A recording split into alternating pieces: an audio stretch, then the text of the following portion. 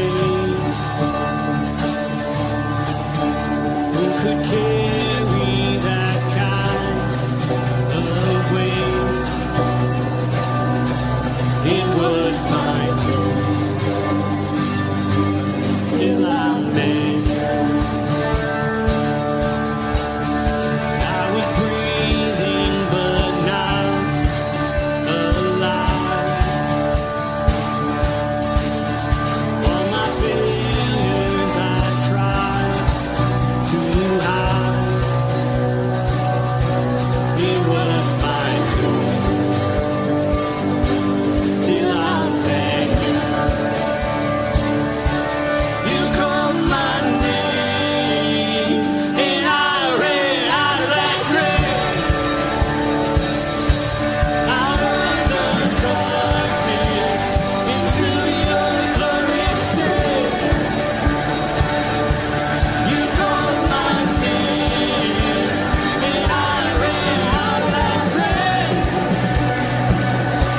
out of the darkness into your glorious day.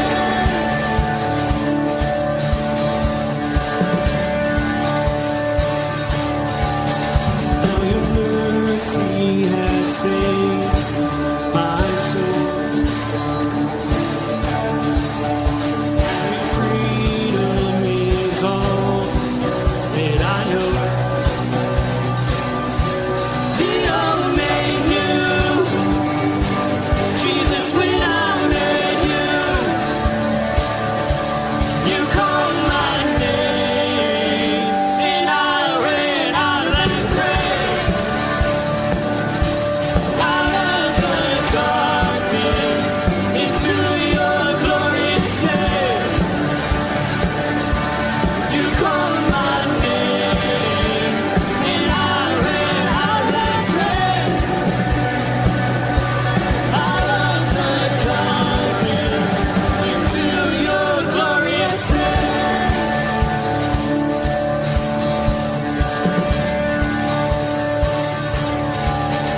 Now your mercy has saved my soul.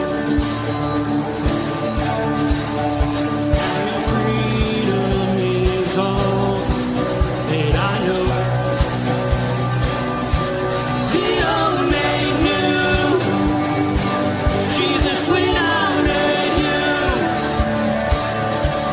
you called my name and I ran out of that grave, out of the darkness into your glorious day.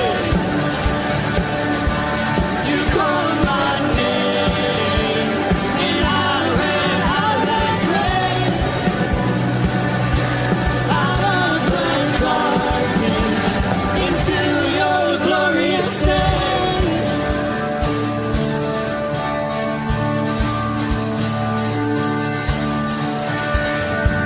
I needed rescue, my sin was heavy, but chains break at the weight of your glory.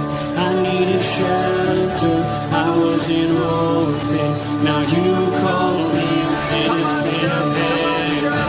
When I was broken, you were my healing, now your love is here and I'm breathing. I have a future, my eyes are open, 'cause when you call my name, I ran out of that grave, out of the darkness into your glorious day. You called my name and I ran out of that grave, out of the darkness into your glorious day.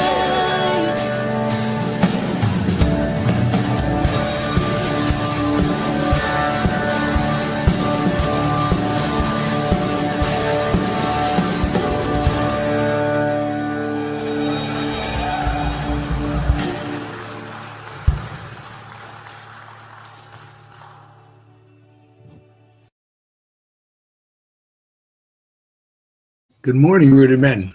Good to be with you this morning. We are deep into Joshua, and it's not nice outside. I'm just saying. I want to just quickly go through who's here with us this morning. Me and Ken Gooch is here. And so is Chuck B. Says, shalom, gentlemen. Chris Conley made it this morning. Good morning, Chris. And Dave Donnelly says, it is 32 degrees this morning, but no snow. Dave, all of us here would trade you in a minute. I got home from men's group last night. It was about 10 o'clock, and it was 3. And my windows were all iced up in my car, and they wouldn't open from all the melting snow and then the refreezing, and it was just so nice. I love my Michigan. I swear I do. Yeah. Don't believe it. Not for a minute. Today's verses are from Joshua 4, right? And yeah, Joshua 4, verses 1 through 10. I'm going to pull those up here in a second. I just want to recap where we're at so far. So God told Joshua to line the people up behind the Ark of the Covenant, and when the priests stepped into the water, they would cross. And yesterday, Tom read through you that's exactly what happened. And today's verses will pick up right from there. I believe looks like the best chronological order. Good morning, Brian. Glad you made it. So we in the book that the 4th chapter starts, we look at the people have started crossing, or just it looks like they're done.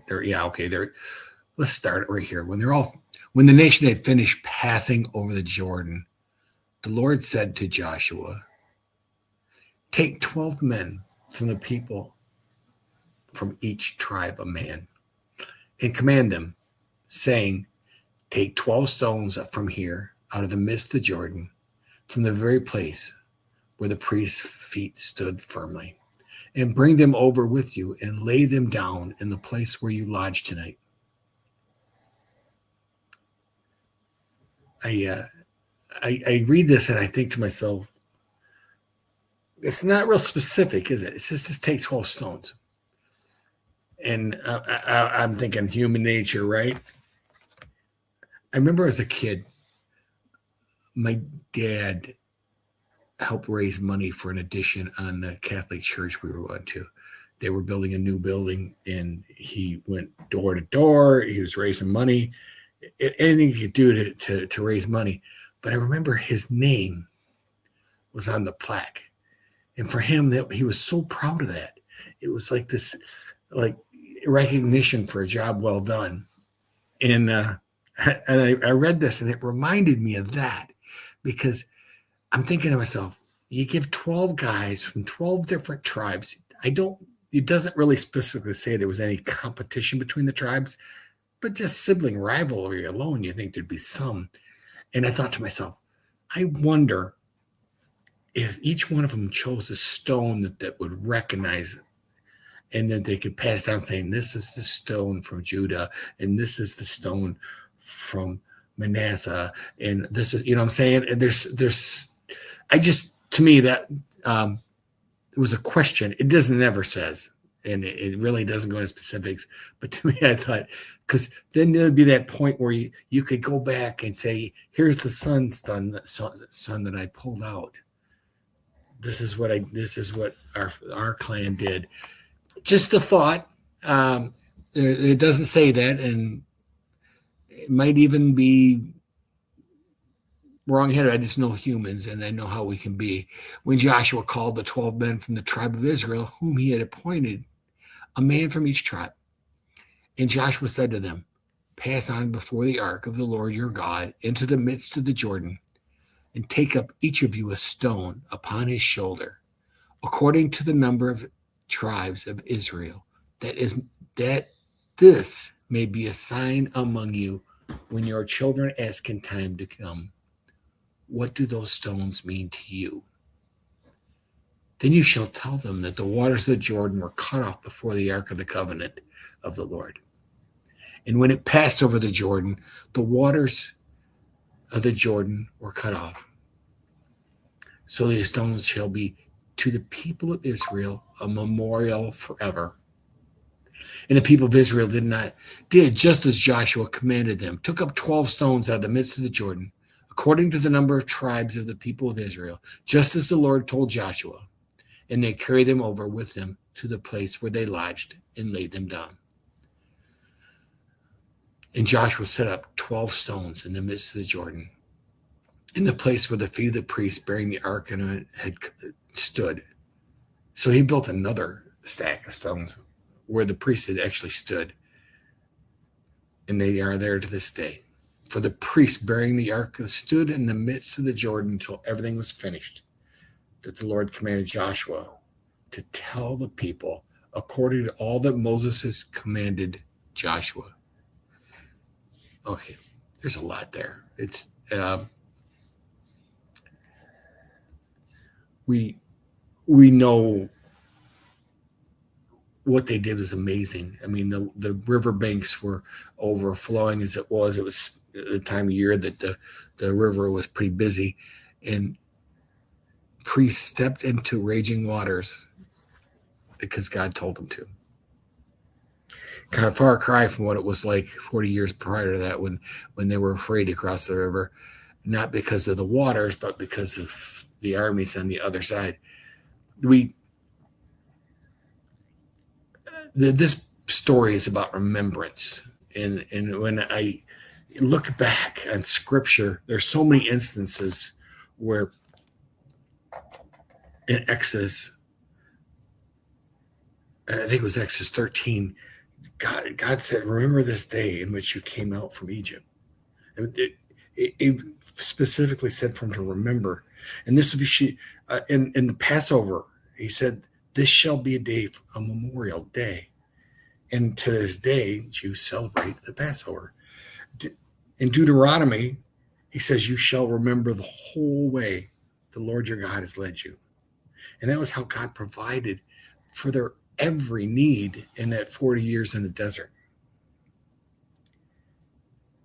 We have been told in Scripture to remember the Sabbath.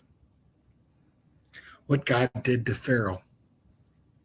The law of Moses, the covenant, all of God's blessings.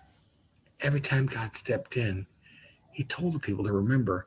But I think as I was reading these verses, it reminded me of one particular instance. And it went to Jesus' words in Luke 22. And I'm going to read it to you. And we hear it all the time in church. So we're doing what God asked us to do, to remember, to be a part of our lives. He said, he took the bread, and when he had given thanks, he broke it. And he gave it to them, saying, this is my body, which is given for you. Do this in remembrance of me. Jesus, in his own words, asks us to remember. He asks us to do something to help us remember. I guess it's because our memories are so short, or because we have a tendency to get preoccupied with other things. But God's constantly reminding us of what he's done and how he's been with us and how he's helped us. I thought today would be a good challenge for all of us to look back on our lives, look back at who we are and what we've been through, and remember, and maybe say thank you to God for the times when you know God was there, the times when you knew something happened that shouldn't have happened, the times when you were alone, but you weren't alone. There's so many instances where God's there, and we just don't even think about it. Today, let's think about it a little bit. Let's go through our day remembering who he is, what he's done, and how we benefited from it. That's what I have for you today, guys. I hope it was a blessing. We have 25 people online, and Lord only knows where they're coming from. But It's good news, right? Have a firmly rooted day, gentlemen.